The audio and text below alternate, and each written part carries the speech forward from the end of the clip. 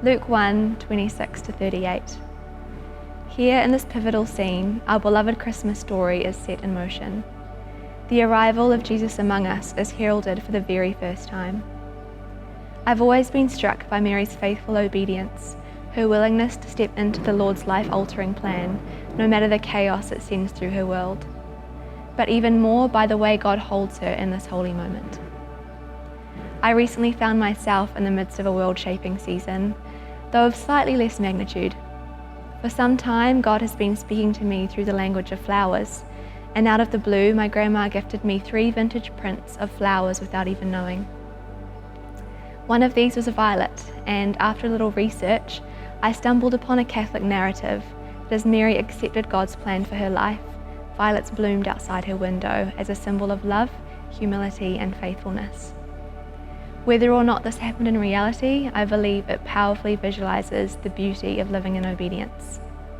This beauty is shot through Mary's encounter with the angel Gabriel in the ebb and flow of the Lord beckoning Mary into his plan and her willingness to step towards him.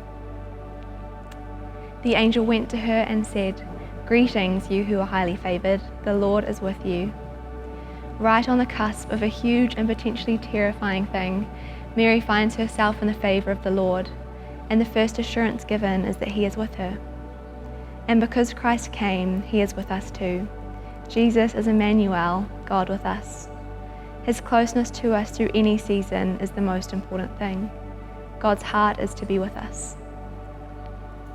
At these words, Mary is greatly troubled, but she is told, "Do not be afraid, Mary, you have found favor with God. You will conceive and give birth to a son, and you are to call him Jesus." Again, she is reminded of the Lord's favor upon her, and no matter what comes next, whether she loses the favor of those around her, this remains true. Finding favor with God is a most wonderful thing, and through the blood of Christ, it is bestowed upon us too. Held in his gaze, we are not to worry about how things may appear. God's heart is to comfort us in the face of the unknown. "How will this be," Mary asked the angel, "since I am a virgin?" These are not words of doubt or disbelief. They are earnest words, marveling at how God's astonishing plan may come to pass. And the angel answers, "The Holy Spirit will come upon you, and the power of the Most High will overshadow you, for no word from God will ever fail." There is a great degree of mystery here, but Mary is not left unanswered. She is, however, invited into deeper places of trust in the Lord, and that which only he can do. His promise to Mary will not fail, and because of this, all his promises to us are fulfilled in the person of Jesus. God's heart is to open our eyes to that which seems impossible, rather than leaving us in the dark, to promise incredible things and fulfill them by his power. It might be Mary's response that takes my breath away most of all. "I am the Lord's servant, may your word to me be fulfilled." This is the ultimate have your way with me. It is a laying down of self, utterly soaked in love. It says, "I am yours. Where you will go, I will go." We too are called to live as God's humble servants, submitting ourselves in faithful obedience to him. This is a quiet, glorious thing, and as we step fully into his will, the world opens up in certain ways. Just like the violets, space for a literal blossoming is made. Life starts to flourish. The garden begins to bloom.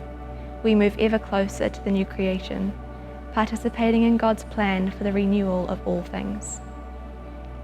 For Mary, this meant bringing Christ into the world, the Holy One through whom all things would be renewed. And as soon as she says yes, fresh joy and blessing break in.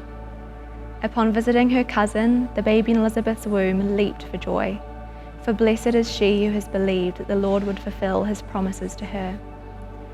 Mary herself responds in a joyful song of praise. Her soul magnifies the Lord, and her spirit rejoices. Her joy is directed towards God and worship. And through it all, Mary is keenly aware of how the Lord has been mindful of the humble state of his servant. At the beginning of monumental ventures, or in fact in any season, God tends to the state we find ourselves in, and he strengthens us with his joy. Pouring ourselves out in humble obedience, stepping closer to his beckoning is good for us. because again and again, God's heart is towards us. What might it mean for us to say, I am the Lord's servant, may your word to me be fulfilled?